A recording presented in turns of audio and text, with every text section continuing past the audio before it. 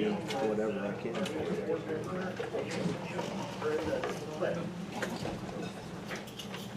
Allegiance to the flag of the United States of America and to the republic for which it stands, one nation, under God, indivisible, with liberty and justice for all.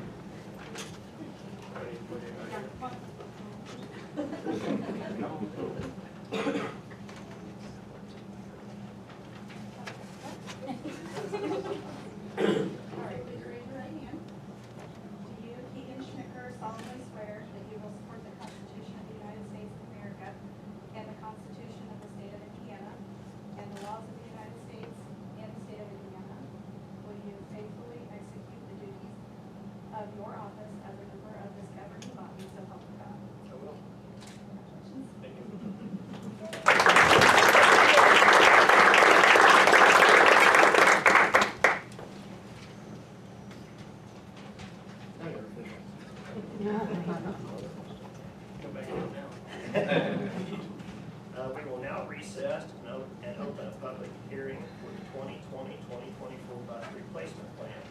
At the September 10th, 2019 meeting of Tipton Community School Corporation's Board of School Trustees, the board voted to approve the 2020 budget and the capital projects plan. However, the vote for the bus replacement plan resulted in a 3-3 tie. The board will reconsider the bus replacement plan. To do so, the board has advertised that a public hearing for the bus replacement plan be held tonight. And we will now open the hearing for public comments on the 2020-2024 bus replacement plan. Does anybody have any comments?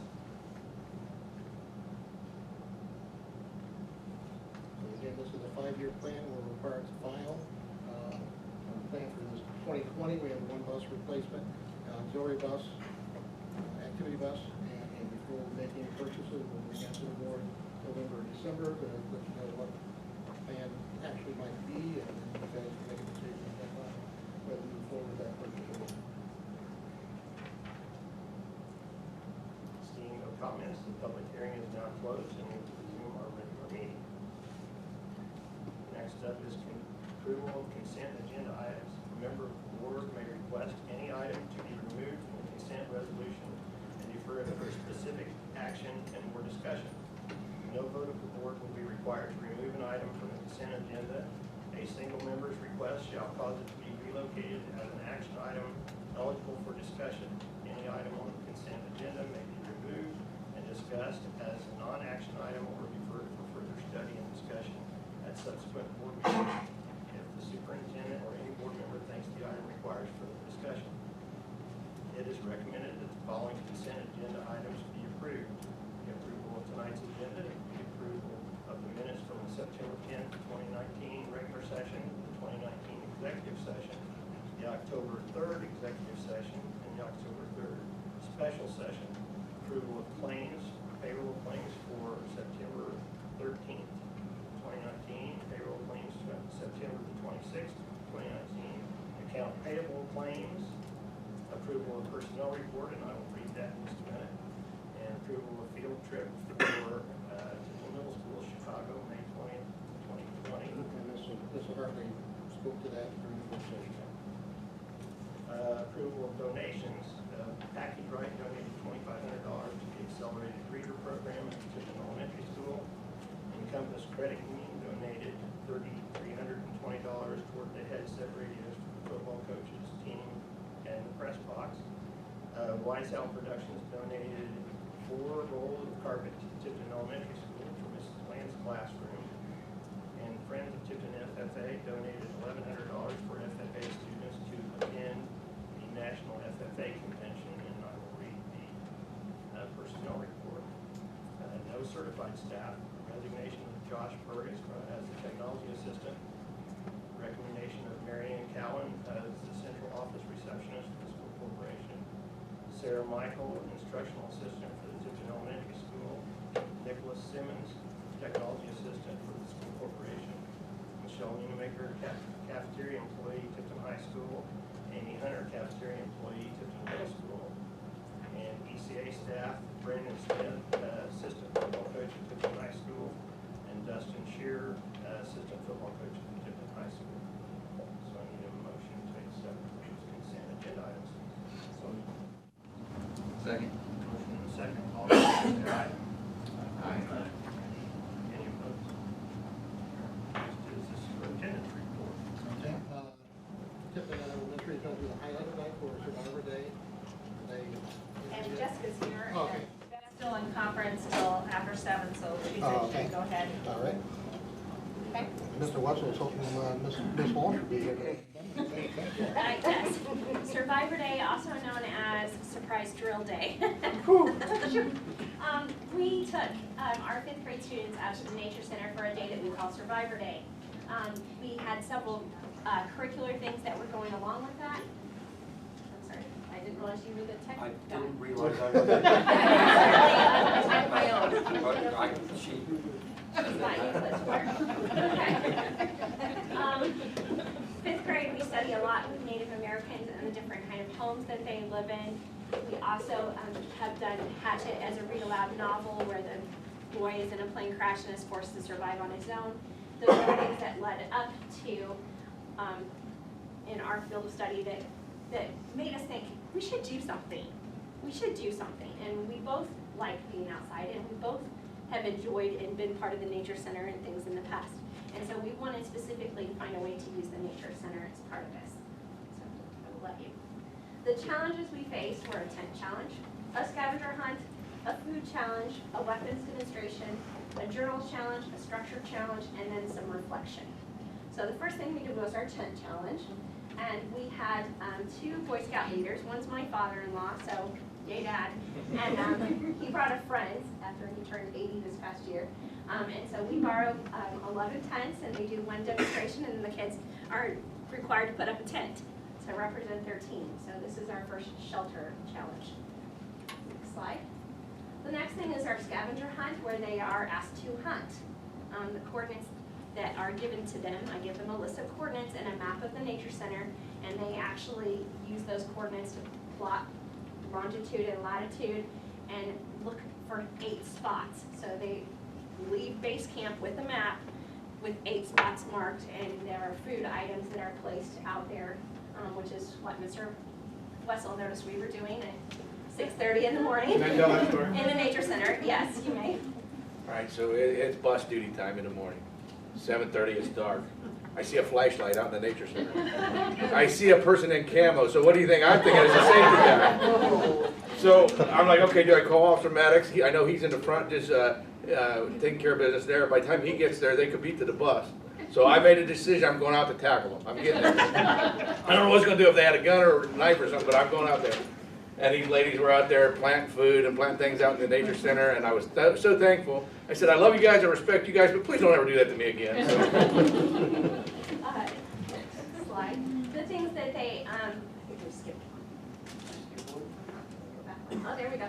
So they brought their food items back, and among the things they found were a potato and a carrot and a bag of spices, a flashcard that said Hatchet, to go along with their novel, because it's important to have a tool like that. And they used the food items that they found, and if they found their Hatchet card, then they had access to use the knives to cut up their potatoes and carrots. If you didn't find the Hatchet, sorry, those potatoes went in as a big lump. We had, again, our trusty scout leaders manned the fire and had a perimeter set up with cones so that everybody was safe. But they did the cooking for us, and the kids made a hobo dinner then out of packets, and had a sack lunch to supplement if you were not a fan of hobo dinners.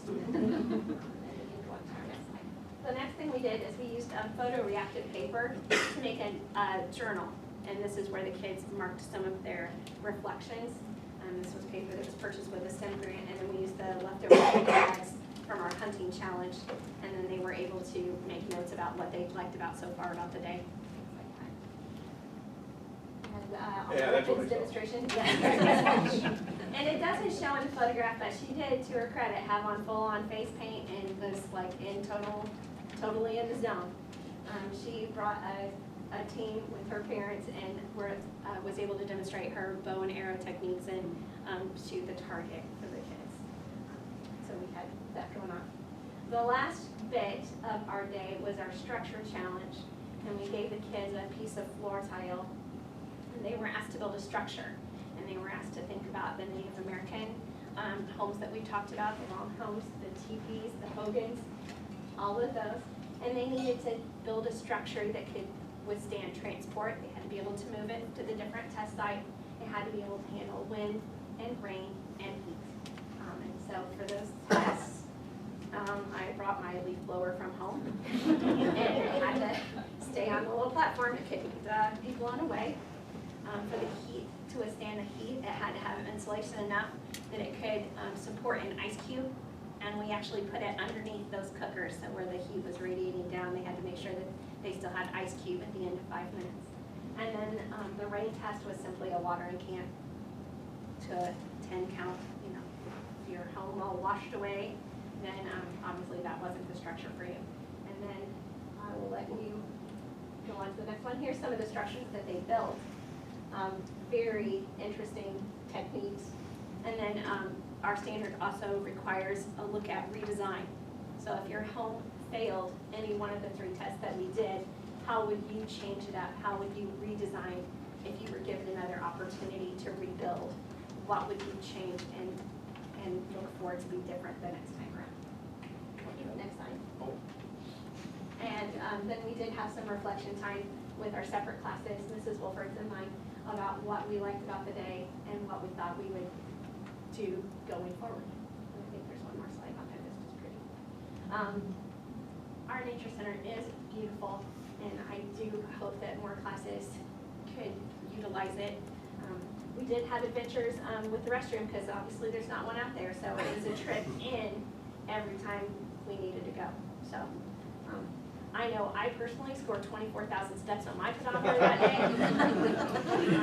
And I think I heard one mom say, because of the latitude and longitude reading a map, she scored a lot more steps because they backtracked so many different times, and the parents were just letting the kids figure it out. And so it was a great day, and very helpful to have different administration come out.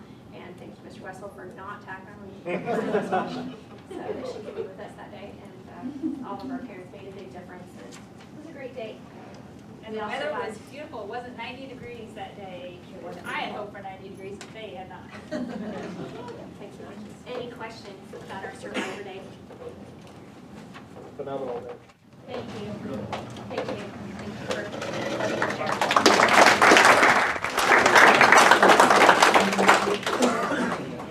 It's good to see the use of other resources we have available on campus. As I said, I mean, there's making sure to clean up the trails and use our cross-country teams. So we've got to do the pieces out there. Next item, you got your department reports from Mr. Wessel at Facilities and Transportation, Department of Human Services, Generation Technology, and Control Service. Anybody have any questions on those reports? Safety, we recently won the grant, $59,000.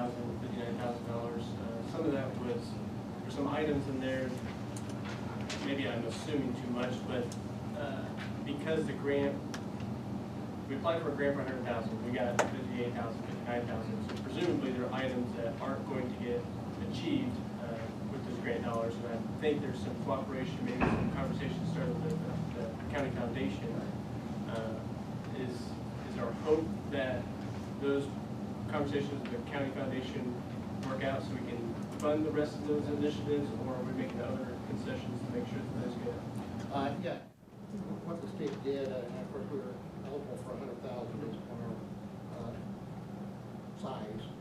And as they went through, and so we had the school resource officer in there, and some other things, more cameras, the event alert system, doing the threat assessment here, and management machine for identification badges. We were asked to rank or prioritize those items. Of course, the SRO was that number 1. And so we came back and said, that's the only thing we funded, and just sending emails off to the state saying, what happened. So as they were going through it, they took, when they put a focus on the mental health issues in schools, they made that part of their grant. And then they took the top priority, and that's not all they funded. unfortunately, we had the SOR, the start number one priority, to get full funding for that. And you mentioned some of the smaller items, the event alert system, conversation we had with the foundation today on a grant. That's relatively inexpensive, $2,500 for pursuing that. That's something that Tipton and Tri-Central work together with our local sheriff's office to help coordinate with them, as well as the local police and as well as the fire departments. The camera system, we're looking at doing it with some money to get leftover funds, so we need those additional cameras. So we're looking at ways we can get some of those higher priority items. And a couple things were more low priority on our end, so we may wait to make sure to try to get those done. Another comment I might make is actually with, I think, involves Mr. Maddox, Officer Maddox, excuse me, Mr. Russell, with the area behind the football field. Last Friday was my first time at the football field, admittedly. But as my wife and I walked up, we saw the area that sits behind the bleachers to the west, it was all lit up. And my comment to her was when we graduated from Winmac High School, and there's of course that dark area that seems to be behind every bleacher system. And I can remember being a child, getting into trouble, doing things I shouldn't be doing. And my comment to her was, it's incredible this is all lit up, so they have the safe place to participate, because they're not going to watch the game, they're going to play sports or run around. And I thought how incredible that they've already taken the initiative to do that. And then I find out that that initiative is actually quite new. So I was going to thank you both for taking that. I want to thank Officer Maddox. For years, that's been a trouble area. Correct. As an AD, you would go back there and you would see kids and they'd be arguing or fighting, or you just couldn't see them. Correct. Officer Maddox and I meet regularly, but he's like, hey, this is a security issue. Why don't we look into that? Yeah. Shannon Diller sign the money and let us pay for it. And so it's kind of a group effort. So. Kudos to Officer Maddox bringing that up and creating a safe place for children to play and participate while they're at the game. How is the rafter system working for our guests coming to the schools? I know it says you're working out the bugs and stuff, but overall? I guess you'd have to talk to the building people. To be honest, what do you think? And I think the bugs are pretty well worked out. It's just kind of setting some guidelines as far as who we actually screen and who we actually get to know. So the conversation we've been having in developing these guidelines so we're consistent from one building to the other. I guess my observation is the equipment's working good, the procedure maybe, as far as if we have a hit or if we have what exactly somebody's supposed to say or what they're supposed to do and who they're supposed to contact. That's what we're trying to work out. I would say in the middle school we've had it the longest. It is running very smoothly when it is people who are running it often. So the secretaries, the guidance counselors, people who are normally in the office, our problem comes up when somebody is trying to be helpful and they're in the office and this is the first time that they've ever run it.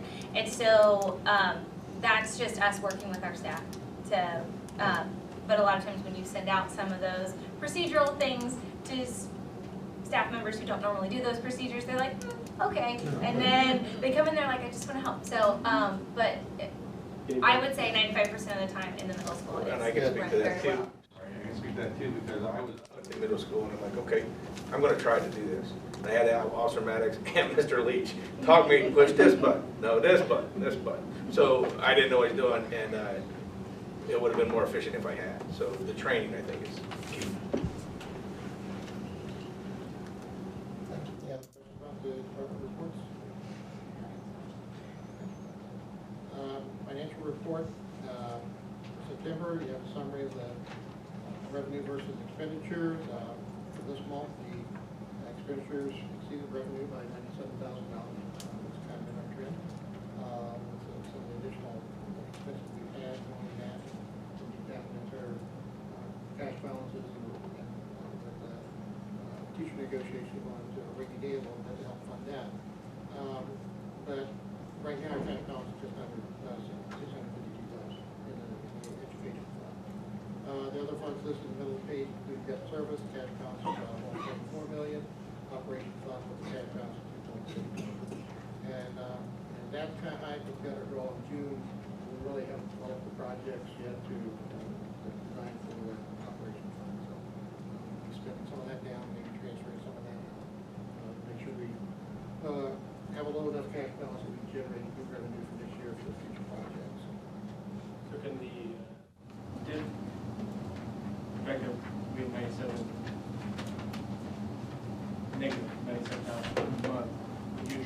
that to operations or is it more capital projects? It's the education fund, and basically salaries and. That is operational. That's the education fund. Right. The operation fund. Nomenclature here. So Yeah. education Yes, sir. fund basically is the basic grant based on APM, and that's used for instructional programs, which would be teachers, building administrators, and a very small percentage of that is supplies and materials. And the operation fund would be custodial services, bus transportation services, all those things are more in terms of operation of the schools. So is this an illustration of decrease in revenue and relatively the same expenditures?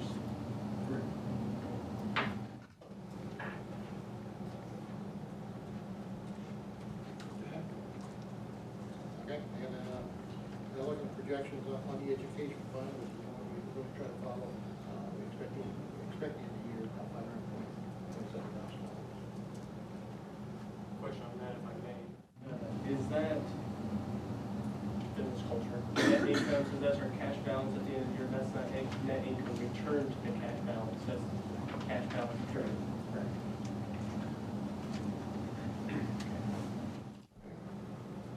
All right, other things, I would like to congratulate our Tipton High School sophomore, who's Quigley, who she finished 36 overall in the state golf tournament this past weekend. I'd like her here to recognize her. Great thing coming for 2 more years. What an outstanding athlete. You have our official ADN count we've taken on September 13th. We've done all the corrections and conflicts and everything. And for 2019, our ADN count is 1487. Okay, so this is 45 students less than what we had last year. 3 less than what we projected we get to be, and 7 more students than what the given forecast had projected with the foundation study a few years ago.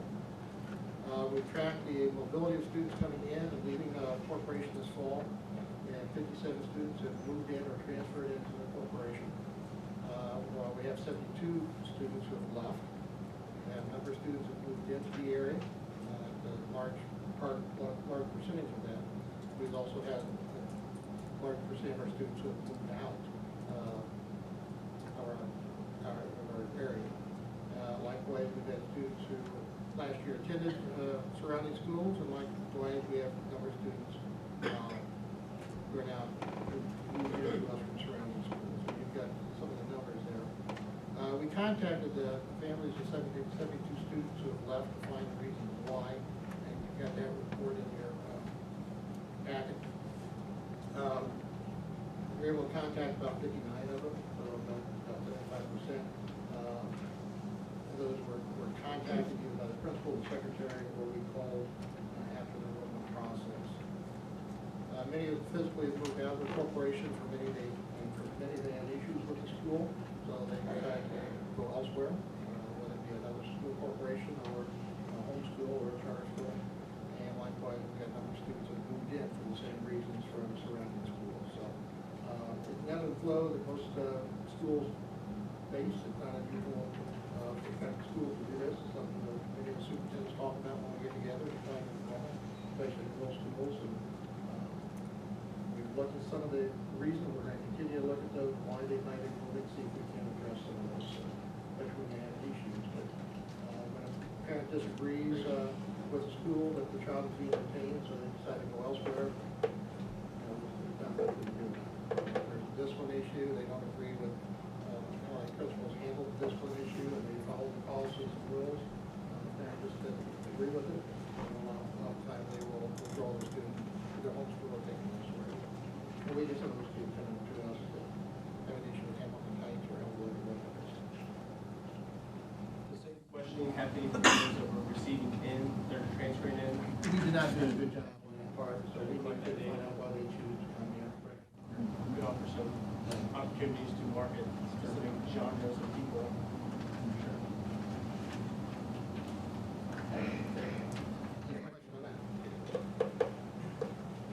And again, we continue to work on the corporation's improvement plan. You heard from the buildings and how they developed theirs. We've got all this data that we collected last year, and that into an improvement plan for ourselves. Tonight I shared with you some of the goals we've drafted up from that, and now we're working on the strategies. We've got those drafted out. We really haven't put them into a good format yet. But 4 goals we've got that we hope to accomplish in the next 3 years is to see student proficiency and growth improve each year as measured by our standardized assessment of the performance series or the high learn. Looking for 80% students being proficient or at least showing growth. I want to do a better job of engaging the community and development and improvement of our schools. I want to continue to market ourselves through a public relations campaign that focuses on sharing our corporation's message with the community and surrounding area, so that hopefully we can increase the number of students, percentage of students transferring in, and reduce the number of students who choose to leave us. And then also we want to keep a good eye on our resources, allocate our resources, maintain a safe school environment. I think we do a pretty good job with that. Heard from our principals today. We went down to School Safety Academy a couple of weeks ago, and they feel other schools down there, we're pretty much ahead of the game in what we do here at School Safety. But we don't want to lose sight of that. We'll continue to find ways to improve. We also want to have that positive learning environment with our kids. And the major thing we've heard from our input was we need to have competitive wages for our staff. And those are things that we're currently working on with the team. So, and we're working on developing a strategy for this, and we'll present that to the board, and then get further public input before we finalize things. Does the board have an opportunity to provide input at that time? Sure. Or is there? Okay, I think I maybe even shared the full draft of the documents a couple months ago, so I'll make sure I put that to you. There's no old business, so we'll move right on to new business. And first thing is consideration to approve the 2020-2024 bus replacement plan. The second public hearing on the proposed bus replacement plan was held earlier this evening. It's recommended that the 2020-2024 bus replacement plan be approved. Recommendation will be brought to the board before any purchases of new buses are made. Motion to approve. So good. Motion and second. All in favor of approving the 2020-2024 bus replacement plan, say aye. Aye. Any opposed? All right, thank you. Consideration to approve school improvement plans for Tipton Elementary, Tipton Middle, and Tipton High School. Each school is required to develop a school improvement plan for accreditation. Those plans, that include specific goals, are to be submitted to IDOE by October, and it is recommended that the board approve the school replacement plans for Tipton Elementary, Tipton Middle, and Tipton High School. You have those documents deferred from the principals. So I need a motion to approve. So moved. Motion and second, all in favor, say aye. Aye. Any opposed? Next is consideration to approve items as surplus. Tipton Elementary and Tipton Middle School have a number of items that are no longer needed or are unusable. These items, mainly furniture and old baby equipment, are listed. We've received that in the package. It is recommended that these items be declared surplus and discarded. Okay.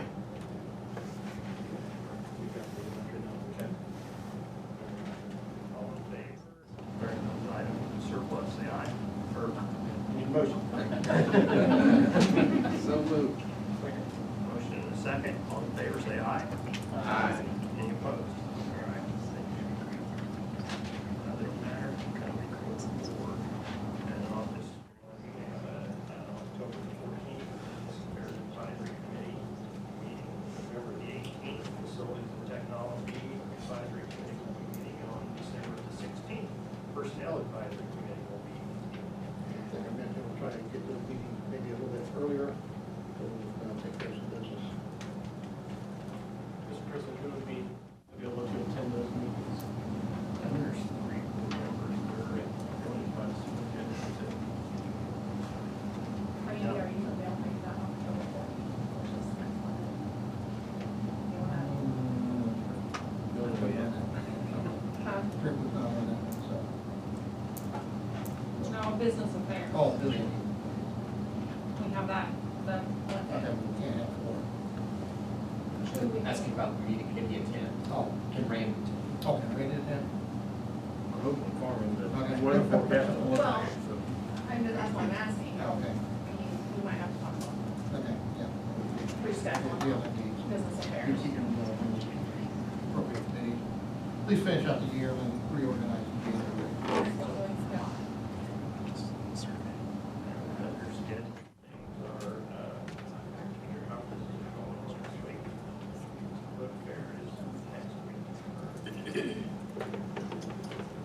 Tipton Academy is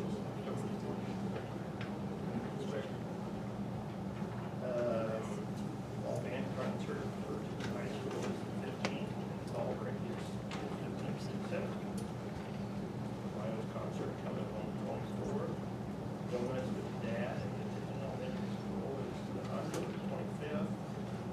We have an e-learning day on November 8th. Friday. Next school board meeting is November the 12th. Last meeting, we will code on Count it, that's something we're able to attend, so we get those ready as soon as possible. Next up is comments from the community. Mr. Anchor has the list. Larissa Tom.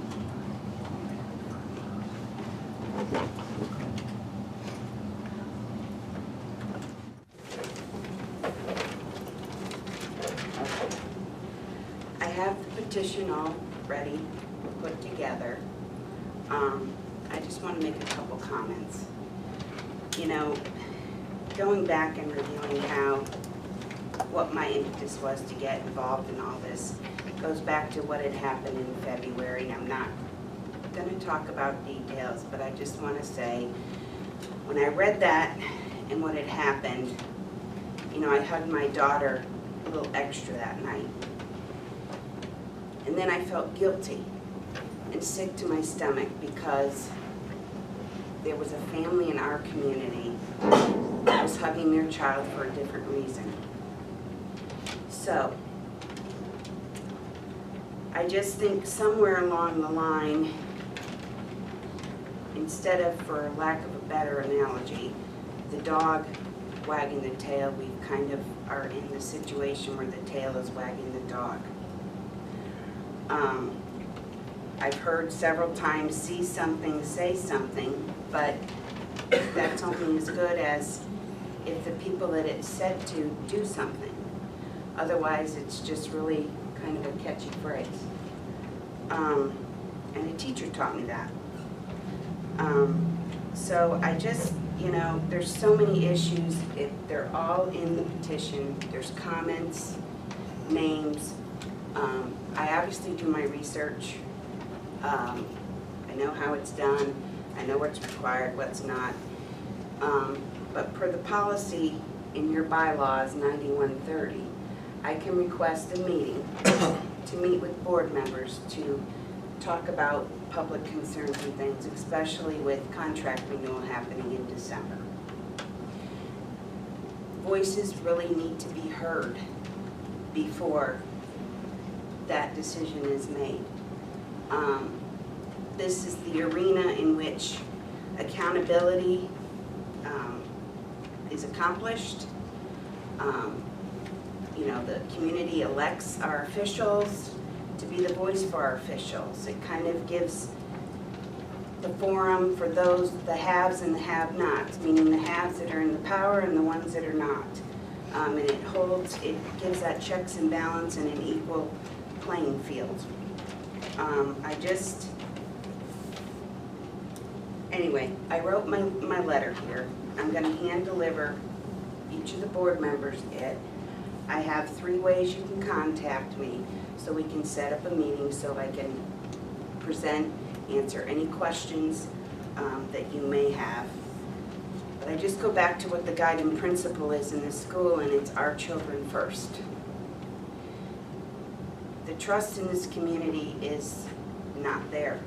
If we can't market to our own community, how are we going to market to anybody outside the community to be here? We got a little bit more time. I limit, hear but- ya. I know, But I we know. have a short list, so I'll give you some leeway. Well, thank you for that.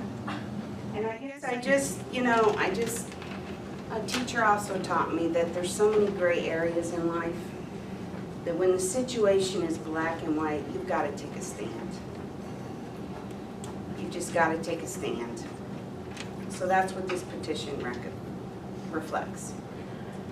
And I guess just a rhetorical question to the board would be, is what are you going to continue to allow to define this school board, this school, and this community?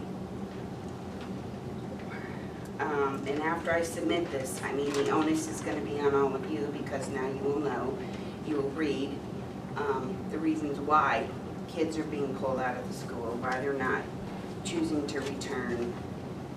You will find out that there's parents whose kids have yet to attend, but have made the decision not to attend, to go elsewhere. Again, you have Tri-Central sending buses here to pick up our kids less than a mile from here, to send them there. And I know from speaking to members in the community that work at Hamilton Heights, they're close on our heels. And my fear is when that happens, just given the nature of survival of the fittest, and you've got a school corporation less than 10 miles that way and 10 miles that way, someone's not going to be left standing. So I hope you read it. I look forward to hearing from you when we can meet, discuss, and answer any questions you have. If I may, ask a question, are we to interpret this letter as a formal request? It's my Meeting? formal request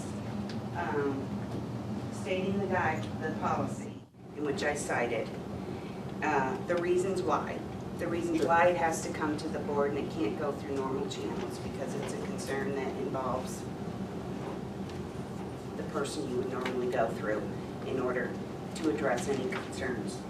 I asked that to make sure that the onus is on us now. Reach out to you I based do on- my research. It is. Based on the bylaw that you put. Yeah, yes, it is. Everything's in here. So, Very good. just give me a moment.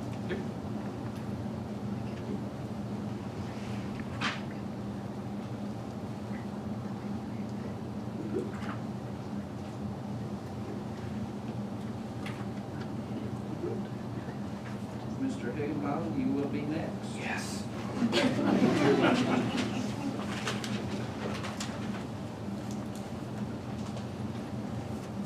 So I'll try to keep it quick, because 3 minutes, and the more Keegan asks questions, the more questions I had. So, one thing I want to touch base with, there was one thing that Mr. Enswaller said about contacting students that left. I know you said it was principals or secretaries. The one parent I talked to was contacted by a Title I aide out of the elementary, and her kid was exiting high school. So that's probably not the best scenario for our contacts and what we asked them. And I don't think we had a very extensive survey to address those things. I brought up that last time.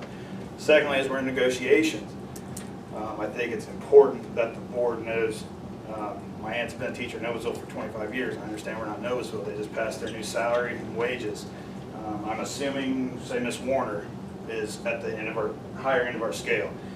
She would probably make an extra $20,000 a year, roughly 18 to 20.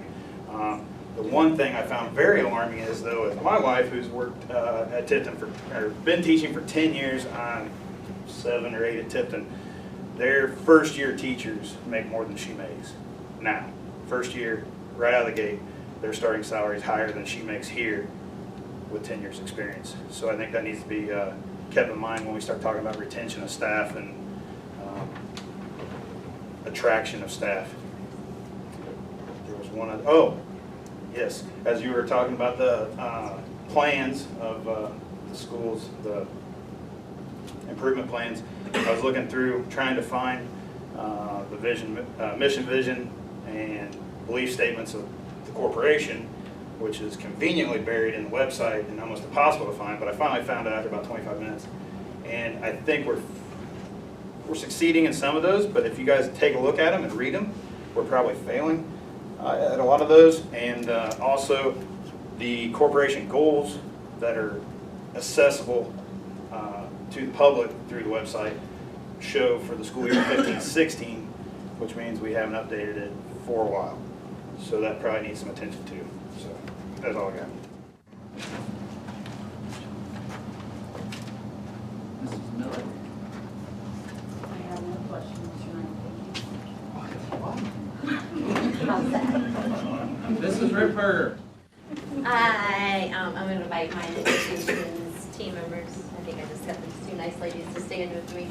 So on behalf of the Tipton Education Association negotiation team and the rest of our TEA members, we just want to thank the board members for working several late nights with us. Together with the board members and our team, we're still working towards giving our teachers that improved financial compensation that our hours we spend devoted to our youth deserve. We would like to thank the board members and our community members who have been outside our negotiations for that continued support to improve our school culture and public education. Our team with Mr. Plummer and Mr. Johnson and Mr. Wessel and Mr. Emsweller have made progress, but there is still work to be done to improve our teacher appreciation in our school and our school climate.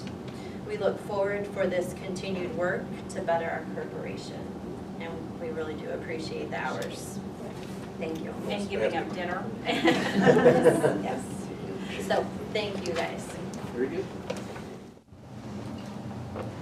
Thank you, and thanks to your negotiation team as well. It was wonderful work with you. All right, if nobody has anything else, I will entertain a motion to adjourn. Second. Motion and a second to adjourn. All in favor? Aye.